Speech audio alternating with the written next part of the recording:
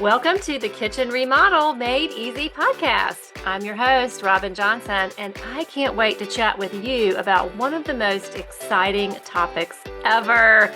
Kitchen design, right? I mean, who doesn't dream of remodeling their kitchen? Friends, if you're looking to up-level the most important room in your home, I am so glad you're here. As an award-winning designer of over 20 years, kitchens are my absolute favorite room in the house.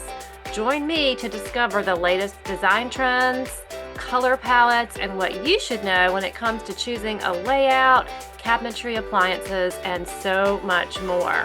With hundreds of decisions to be made and thousands of dollars on the line, you won't want to miss an episode. Let's get started.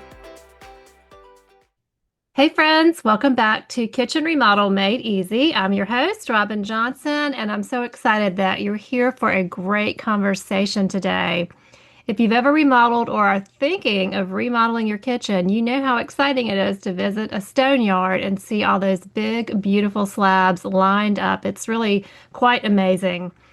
So today we're going to pull back the curtain on what really happens behind the scenes from a popular stone supplier out of Charleston, South Carolina, who has massive warehouses full of jaw-dropping slabs that fabricators buy from that make the countertops that go in your homes. We're going to talk about sourcing, quality, trends, and how to pick just that right piece of natural stone to make your kitchen feel extraordinary. So without further ado, I'm going to introduce you to Mr. Clark from Encore Stone. Clark, welcome to the podcast. Hey, Robin, thank you so much for having me, and great terminology of unveiling the curtain, because at Encore Stone Studio, we have definitely been in kind of, as an importer in, behind the curtain, and we're doing a lot of things to unveil that curtain and show you what the world has to offer. Can you tell us a little bit about maybe how you got started in the stone business, and then a little bit about Encore Stone? Yeah, so I got into this business quite a long time ago, 18 years ago, in a small little town called Bluffton, South Carolina. I just graduated with doing some marketing stuff for some restaurants, and a friend of mine worked in one of these slab yards, and he said, hey, we're looking for a salesperson. I think you'd be good for it. Applied for the job, got it, and 18 years later, here I am now managing some locations with Encore Stone Studio, and yeah, it's been a fun journey. As far as Encore Stone Studio, we are truly the new way to buy countertops. We started just like everybody else did, just over 20 years ago, basically importing material, selling it more or less to the fabricators directly, obviously doing some selection stuff here or there. But back then it was, it wasn't as known as it is now that you can go in and view all these slabs. And then about 7, 8 years ago, we slowly saw, as the economy was growing back strong, it seemed like everybody was really going for those production builds and communities. And, we were too. It was kind of how we were, were built. We did have some more mid-level and high-end selections, but primarily we were bulk selling to the production people. And we kind of realized like it was getting competitive, and we noticed that nobody was really catering to these high-end selections. The access to information was getting so much better, with the internet and things like that. And we were like, you know what, we may just kind of get out of this grind and slow it down and be more hands-on, roll out the red carpet, so to speak, and really cater to the designers, the high-end custom builders, and just the people that are really wanting to put together a masterpiece, which is their dream home. And and instead of having blinders, which our industry tends to put on people, we wanted to let it really unveil the world and let them know what the world has to offer. So that's kind of what we've been doing the last 6 years. It's come a long way. It's been very successful, and I'm very happy to be a part of changing the industry altogether. That's great. So for everyone listening, so I think what Clark is explaining is that, he works for a stone supplier who is a wholesaler and supplies to fabricators. And the fabricator is the person that cuts your countertop and would install it in your kitchen. And so in the past, people didn't really shop at the stone yards. They would go to the fabricator to see what inventory they had on site. But like you're saying, with the internet and the rise in home building, people like wanted to go to the stone yards and they wanted to walk through and see these gorgeous stones and all the options out there. And so you guys, you kind of leaned into that and are welcoming customers to come to the warehouse and see everything. Yeah, exactly. So yeah, like you said, stone suppliers are more or less the material importers. So we're going around the world, we're finding all the different stones, we're putting them in containers and bringing them here to the States. And then the fabricator is more or less a subcontractor. And those are the people that we are going to be delivering the slabs to. Basically, what we do completely different is we now self promote directly to the end user, to the designers, as well as the fabricators. We want everybody to know we exist. And we make it more of a boutique shopping experience, something that's fun, but most importantly, so you're getting that great customer service, you're getting all the world has to offer, and you're getting it at a competitive price. And that's really, to do all three of those things, are a great selling point for us. That's an interesting approach because a lot of times, and I think probably the majority of stone suppliers in the industry, they don't put pricing on the slab. So if you walk in there as a consumer, there's usually like a dollar sign of one being the lowest cost to five being the most expensive. But you guys actually have changed, I think, the way that you approach that. Can you share a little bit about that? Yeah, so it's kind of crazy, and it was just kind of the the status quo of the industry, and it's always been that way since I was in it. We just kind of always kind of kept our mouths shut with as an importer, and we let the fabricator lead the way. But as I mentioned before, we realized that unfortunately some fabricators really put blinders on these people, and some people kind of need blinders if they're in a budget or don't really have these big ambitions and stuff. But there are plenty of people out there that want to know everything that's available to them. And on top of that, these fabricators are kind of the gatekeepers of where these people go. So we just kind of said, look, we have a very amazing inventory, and we want to be able to sell it the way we want to sell it. So we basically said, we're going to eliminate all the smoke and mirrors of this industry, and we are going to tell people exactly how much this material costs. You can certainly use any fabricator you want. The only thing that's going to change is they are then going to have to present to you the true fabrication prices, because obviously if the whole industry is kind of built on putting their markups and stuff on the material where they can make their labor prices look less expensive. You're not going to end up paying any more or less doing it our way. Now, of course, sometimes you can save money, but you're certainly not going to pay any more. You're just going to see real transparency on both ends of the spectrum. Honestly, it's kind of what the tile industry went through, 20, 25 years ago. A lot of tile installers and stuff basically let you pick from, you go in their showrooms and they installed everything, and you really never knew how much it was. But then the box stores started coming and, unveiling, the true prices and stuff. And then you could go out and get labor prices. And that's kind of the transition we're going through. It's crazy that it took this long, but it's definitely starting to catch on now. And I certainly see it being the future. And it's pretty awesome to be basically the company that changed that. Yeah, I love the transparency, and I'm sure that homeowners and designers, and we like to know how much things cost, and I think that is definitely a growing trend. And when you were talking about that, I was thinking of tile. Like homeowners can go buy the tile; they just have to hire the labor to get it installed, or they can go buy their paint, and then they hire the painter to paint and pay for that labor. So that's interesting. You guys are leading the way with that. How many warehouses do you all have? Like, where all is Encore Stone located? So we have 6 locations from Texas to here. So our home office is in Austin, Texas. We have another location just south of there in San Antonio. We have a location in Birmingham, Alabama. We just opened a location in Atlanta, Georgia. We do have a location in Greenville. And then, of course, we are here in Charleston, South Carolina. Okay. And are all of those like warehouses that the public can access? Yeah, all of them are accessible. I will say Greenville does still kind of operate in the old school way. just because they have less competition in that region, and so they've kind of chosen to stay that path, which is fine. But obviously, you can find plenty of our locations. It'll get you all the information you need, and we can actually transport material all over the country and world. I mean, we've just recently, in just the past 2 or 3 months, we've sent stuff to Canada, we've sent stuff to New Jersey, we sent stuff to Ohio, to Montana, Colorado. We've even sent containers down to the Caribbean.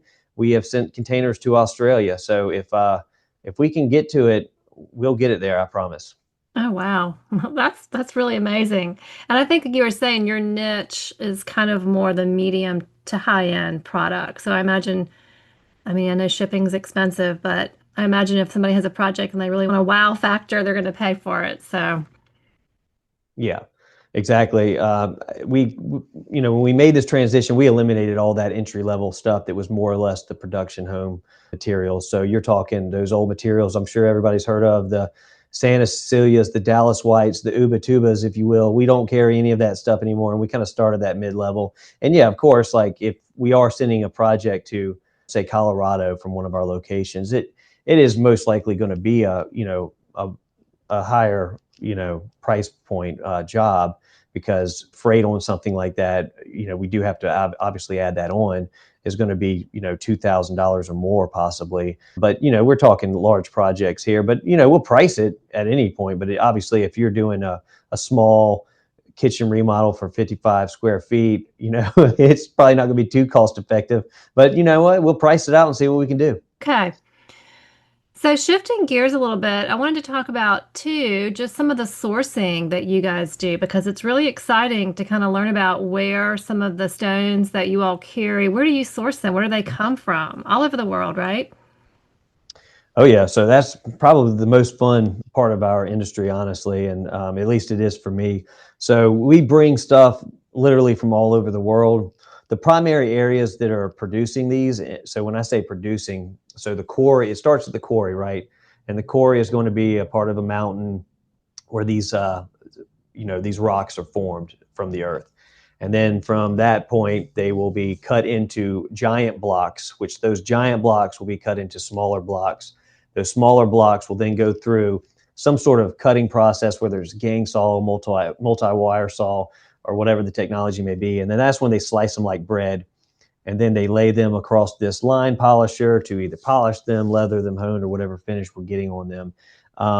And so when I say the producers, that's what I'm talking about. We primarily get or use producers that are in Italy and Brazil. So most of our marble obviously is going to come from Italy. Most of our granite and quartzite will come from Brazil, but we definitely get some things domestically. So we have quarries in Vermont. We have quarries in Colorado.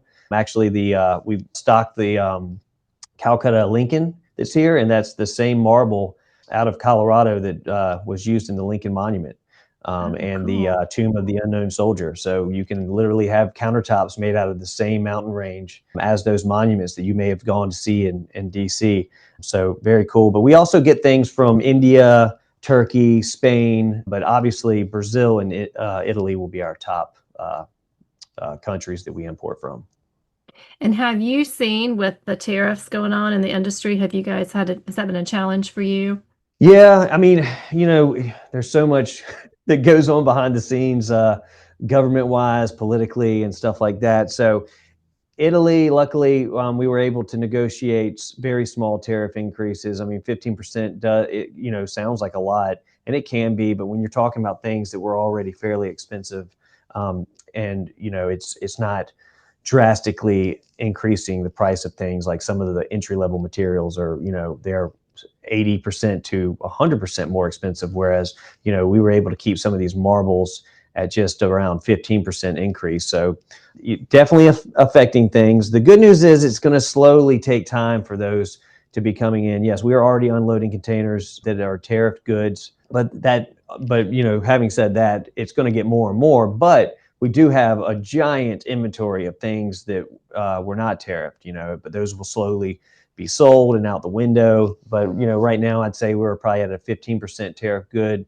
warehouse, whereas probably 4 or 5 months from now, I'd say we're probably going to be at 50% of either side of that spectrum.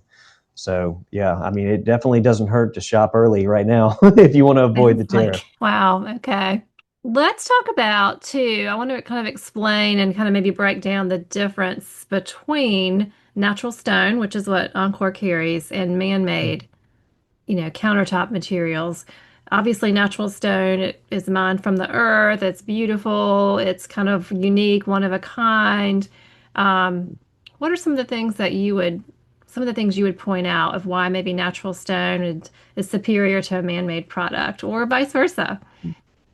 Yeah, well, we carry it all, and we carry it all because they are all suitable options, and we stand behind all of them equally. Obviously, they all have their pros and cons.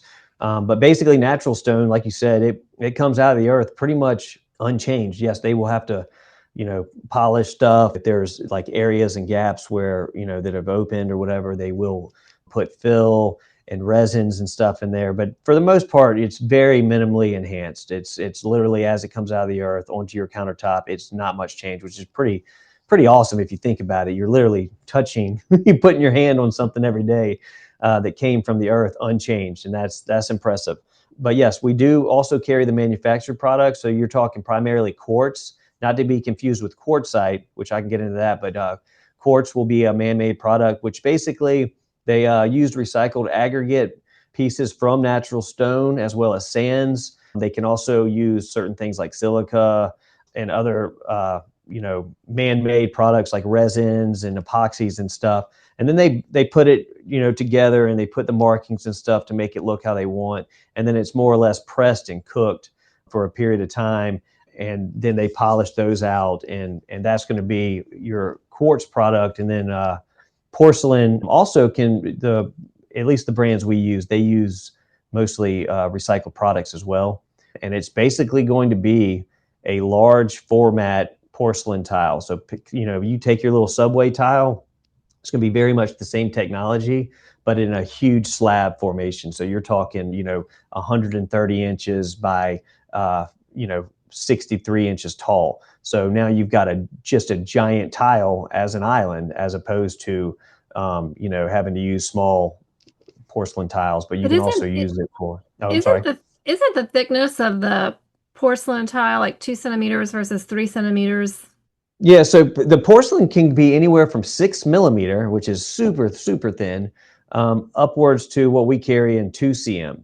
And, it just depends on the application of what thickness you want to use. Because obviously, if you're talking like a walk in shower or something, you can go super thin and you don't have to worry about pressure points and stuff like that. Whereas if you're putting it on your island and you got a lot of traction and stuff going on there, something like 12 millimeter up to 2 cm or 20 mil would be a better fit for that. The thing with quartz compared to porcelain is quartz, you can have that full body vein, right? Whereas porcelain is a high resolution picture on top of that porcelain tile. So you don't get that full body vein. So the Meaning that the thick, sides are going to be just white. exactly. So when you Mhm. cut into that slab and polish that edge, there's nothing there but whatever color the porcelain tile is, right? So, but what the cool thing you can do with technology these days is you just cut that thing at a 45-degree angle with the next piece, and then you just put it on there at that angle, or that 90-degree angle that's left over, And you and miter it. it's going, yeah, and that vein continues to run down, so it looks like that chunk of stone that you would see in natural stone or quartz. And you can make it look as thick as as a natural stone that way. That would be Yeah, nice. you could, Yeah. or you could go thicker. You could do a whole 18-inch apron front, go all the way to the ground with a waterfall, however you want to do it. Nice. And now for a quick message.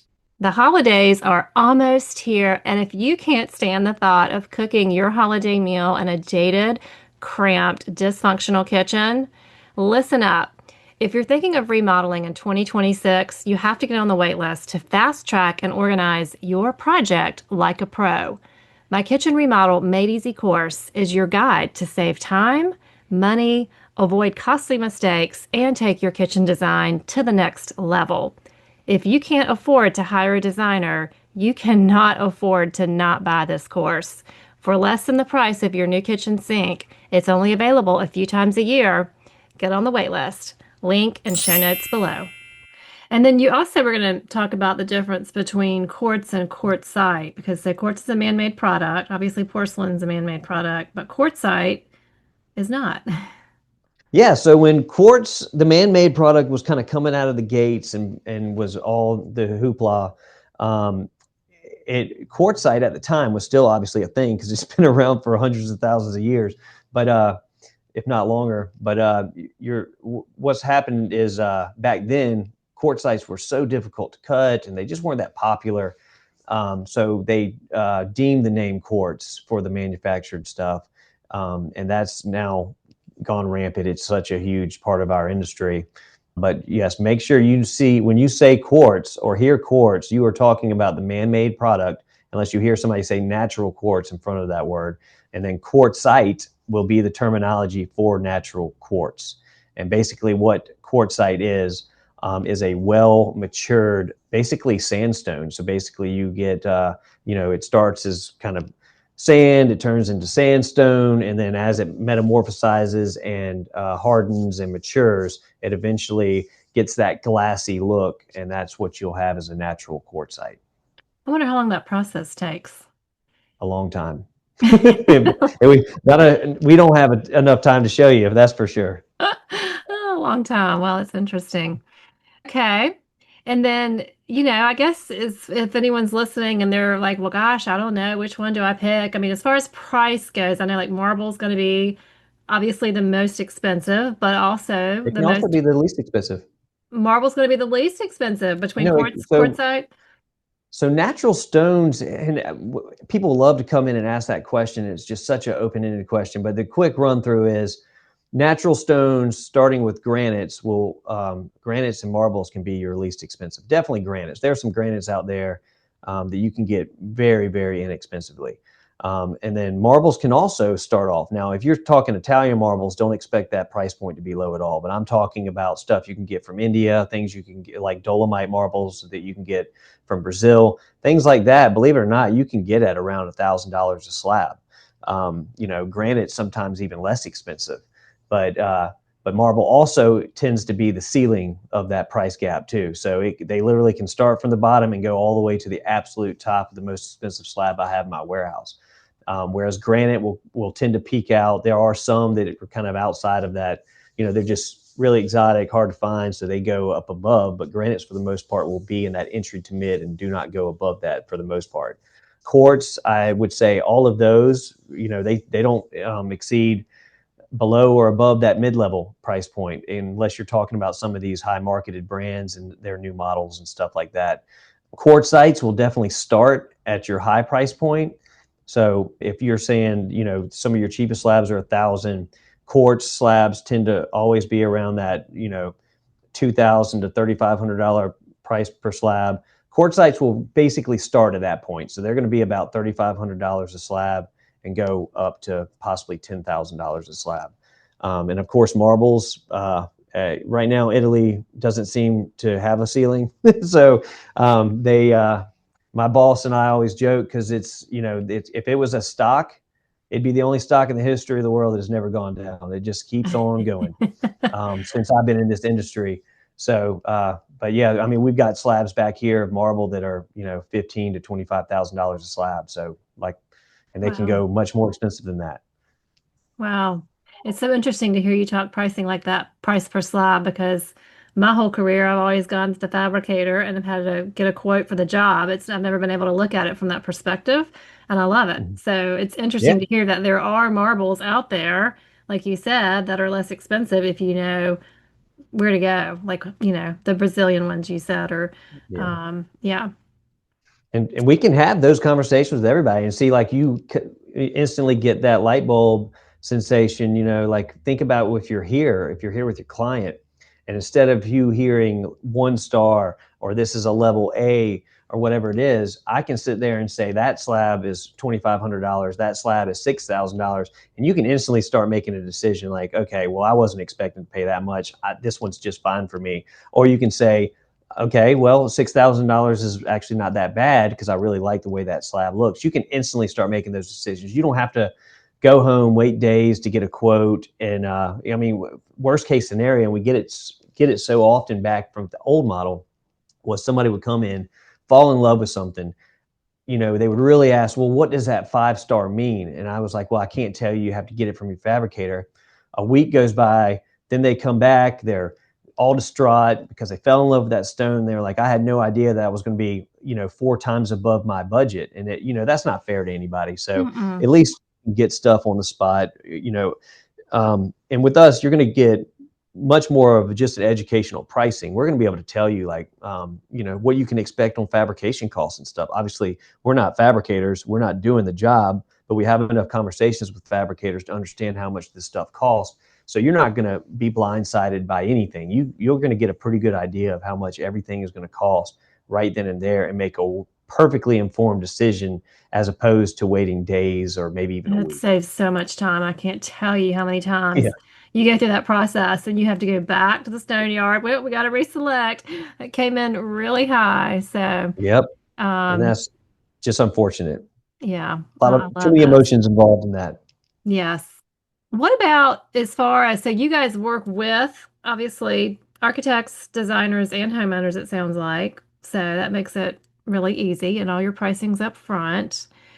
What are you seeing? Do you have certain stones or color palettes that are currently trending right now that you can tell us about?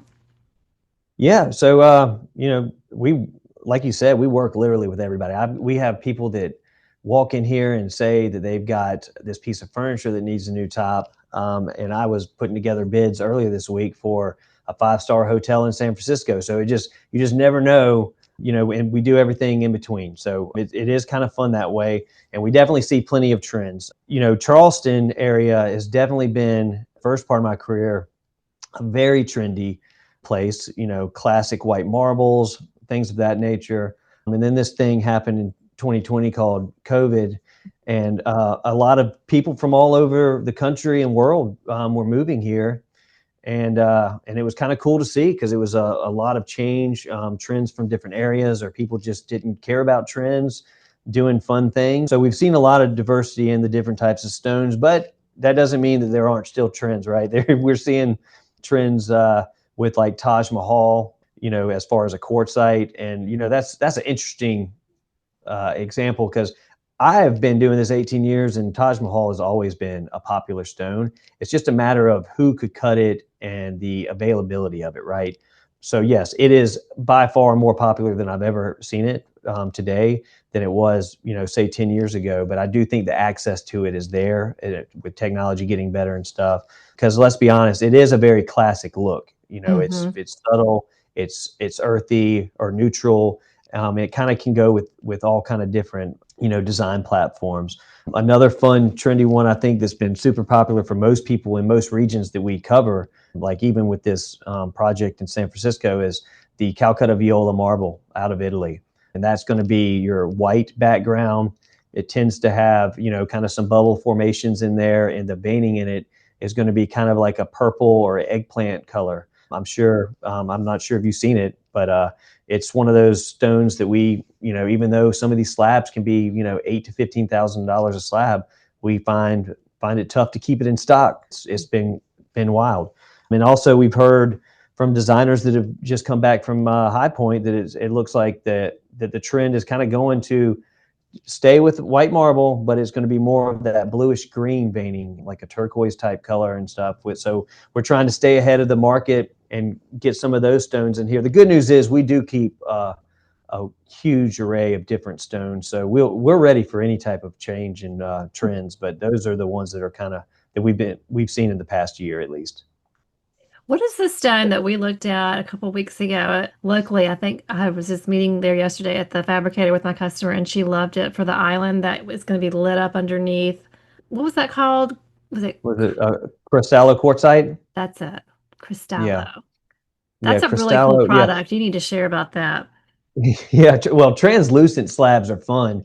And, probably people listening that aren't familiar with our industry or the selection process, thinking about a translucent stone may almost seem, maybe blowing their mind. But think of like a gemstone that you may have seen as a kid, and you could like put a light to it and light come through it. That's probably some sort of Cristallo quartzite, or definitely a quartzite. So basically, like Cristallo in particular, They are very translucent. You could literally, without light, run your hand behind the slab and you could see the shadows from your hand and stuff through it, even at 1.25 inches thick. Now let's put a sheet of LED lights behind it, different colors or whatever you want to do. And with the flick of a switch, you can literally light that bad boy up and it will glow, and it's very cool to see. We actually have a piece here in our showroom in Charleston.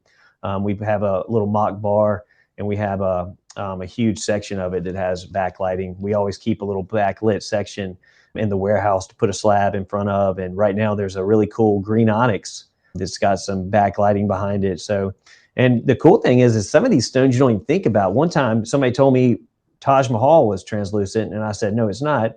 And I took it outside and let the sun shine behind it, and sure enough, light was coming through it. Now, it's not nearly as clear and visible as like a cristallo, but you certainly could. And some of these stones are even cooler because some areas will have that cristallo vein run through there. So there'll be like a 8-inch wide vein running through a cristallo, and then the areas around it are super solid and dense and have no translucency to them at all. So you could put a backlight behind there and light would shine through that area, but not the other. So And you kind of there's get a all kind of fun stuff. pattern play Yeah, going on. Yeah. very, You very know, cool. and onyx is something I'm glad you mentioned too, because that's what I've always heard was what is the one stone that could be backlit. hmm Yeah, it's one of many, but yeah, onyx definitely is. There are some onyxes that don't allow light to go through, but majority of the onyxes we carry will be very translucent. Well, this project will be my first, so I can't wait to share how it all turns out. And we'll be Yeah. learning. The learning curve of how we're going to light all this up is underway. So it'll be an interesting thing to see. I can't wait. Do you have a personal favorite stone that you like? I mean, basically having this stuff haunt my dreams. I have a lot of favorites and they come and go. Right now, my personal favorite has got to be this emerald green quartzite. It's a very rustic seafoam background color, but it has these very warm, brassy striations throughout it, kind of like in a tic-tac board pattern, like, they're going all directions. It is slightly translucent. I haven't tried to put any light through it to see how much light would come through, but it's enough that you can visually, standing over it, see the depth in the stone. And to me, that's just the coolest part. You almost like want to reach your hand into it like it's jello. It's not, but you can see the depth and the structure inside, and you can see those cross patterns of the veins like within the stone. And it's really cool to see in person. I'll have to look for that one. It sounds neat. Yeah, emerald green quartzite. Well, while it lasts, because I think there's only 3 slabs left back there. For homeowners out there who are thinking of shopping for slabs, do you have any suggestions? Like, what are the biggest mistakes that you might see homeowners make when they are shopping for a slab? I mean, I don't like to say mistakes. I think the biggest problem in our industry, and we kind of touched base on it, is the misconception, the poor narrative, and honestly, how disastrous 15 minutes of the internet can be for you in your selection process. And I say that because the truth is, natural stone is a much more underrated product. Natural stone is an underrated product, whereas your man-made stuff can be overrated. Now, they're all great. Every single thing in my warehouse is suitable for your kitchen and, can be done in so many different applications. Now, I say natural stone's underrated because the narrative out there is that it stains, it scratches, it's going to fall apart, blah, blah, blah, you name it. That's not true. But we can explain all of these things and how it will perform. Yes, there is going to be a patina process in almost any natural stone, whether it's 0.01% or, well into, 2, 3, 4%. Whereas quartz specifically, I feel like is overrated because these manufacturers tell you it's stain proof, it's scratch proof, all of these things. But the truth is it can stain. The house my wife and I just bought had quartz in it, and I can show you all kind of pictures of where it's stained, where it's scratched, and all that stuff. Yes, the stains can come out with the right chemical and some elbow grease. Scratches can be buffed out if you wanted to get somebody in there, but obviously that voids factory warranties. kind of going, probably further than you wanted me to. But the fact is, use the internet to basically give you inspiration, right? Let's try to find what you want your kitchen to look like. That's what I want you to use the internet for. Then when you go to these places like Encore Stone Studio, trust their knowledge and their information, because we're not trying, we carry them all. So I'm not going to lure you one way or the other, but I want you to understand the truth between all of the options, and then you make a decision that's best for you. If you like the look of natural stone, but you were told this or that, and we tell you the truth of what can and what won't happen, and then you can make a decision on that. Or if I tell you all this stuff and you say, no, I'm still scared, I think this man-made stuff is going to be best for me, then that's what you should do. And I think that's how it should be. Use the internet for inspiration. Certainly read people's opinions and stuff, but still come in with an open mind, and then let the stones lure you in, and then we'll guide you through the finish line. I think that's a great place to end. I think that's a great advice. And I can't tell you how many Facebook groups that I've been a part of and seen this discussion, this very discussion. And one person has their point of view, and then another person has a completely different point of view, and it's clear as mud. So I think that's a great way to approach it. So I appreciate you so much, Clark Hunter, being on our podcast today and sharing your expertise and knowledge with us. And if anyone wants to find Encore Stone, you want to maybe tell us the website again? Yeah, thanks again, Robin. It was a pleasure. I really enjoyed. I always enjoy talking about this stuff. So if anybody ever wants to continue the conversation, feel free to reach out to us. Our website again is Encore Stone Studio. That's ENCORE stonestudio.com. And on there, you can hear all about our story, how we've changed the industry. Our inventory is live on there by the second. So everything there is going to be definitely available to you at that location, and the pricing per slab is on there as well. You can find us on social media at Encore Stone Studio, and you can actually reach out to me directly on social media. My tag is at Clark, CLARK _Encore Stone Studio. And I'm happy to entertain any conversation, show you around our warehouse, give you a tour. That we're here to give you peace of mind so you can make the best decision for you. Well, that's great. And I'll have all of this listed in the show notes below. So if people want to click through, they can find you quickly. Thank you so, so much.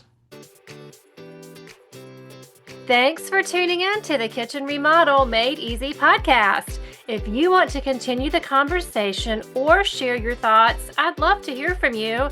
Head over to my Instagram page at Robin Johnson Interiors and send me a DM. If you're curious how to get started on your own remodeling journey, I have a free resource that you can download called the Kitchen Remodel Starter Kit in the show notes below, or you can head to my website and grab it there on the front page. Friends, if you enjoyed today's podcast and you can't wait to hear more, please leave a raving review to help others find me. And if you didn't, well, don't worry about it. Have a great weekend, and I'll be back soon for more kitchen design conversations.